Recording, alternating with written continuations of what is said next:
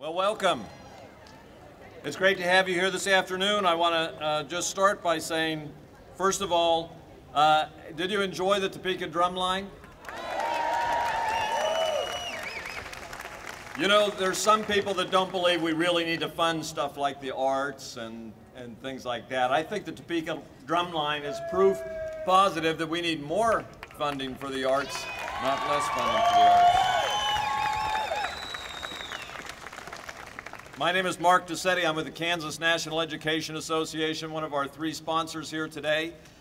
Kansas NEA, Kansas Families for Education, you'll hear from them, and the American Federation of Teachers for Kansas, you'll hear from them as well. We're delighted that you came out here. We're especially happy to see our friends from the United Auto Workers here and the Teamsters with their water, and our Washburn students ready to register. Anybody who's not already registered to vote, they're right over there, so let's make sure it happens.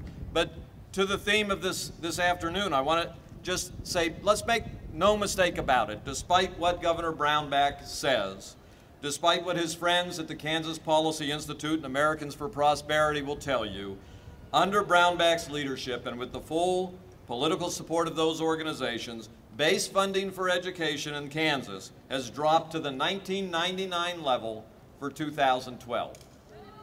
And that is not adjusted for inflation. That's just in raw dollars. So as we enter the 12th year of the 21st century, our legislature has decided to revert to funding levels not seen since the last century. 20th century funding for a 21st century education. It makes absolutely no sense, and it is bad policy. And it will inevitably lead, despite No Child Left Behind, to a whole generation of children being left behind. We've already seen school districts cutting professional positions that support classroom teaching. All over the state, library media specialists, reading specialists, counselors, instructional support positions have been reduced or cut, to say nothing of all the classified positions in food service and transportation and paraprofessionals that have been cut as well. Now, we are turning to cutting classroom teachers and increasing class size to balance budgets.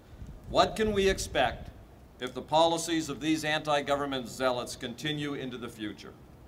Well, the loss of more teaching professions, positions, the inability of school districts to recruit and retain the best teachers. Children with special needs who need more attention will get less attention, and ultimately we'll have a weakened workforce in the state of Kansas.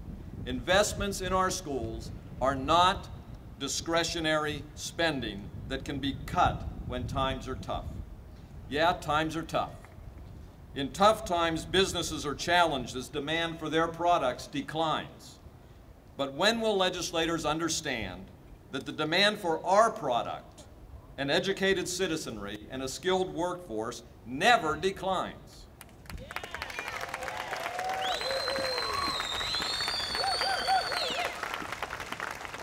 We have the same job, the same demands, and the same client base in good times and bad times. We cannot say to this year's kindergartners, just hang on, someday we'll get to you. When times improve, we'll give a thought to your future.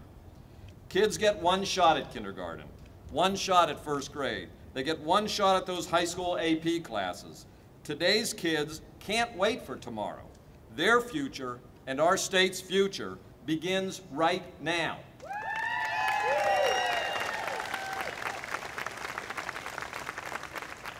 And if this legislature won't find a way to save our schools, maybe we should find one that will.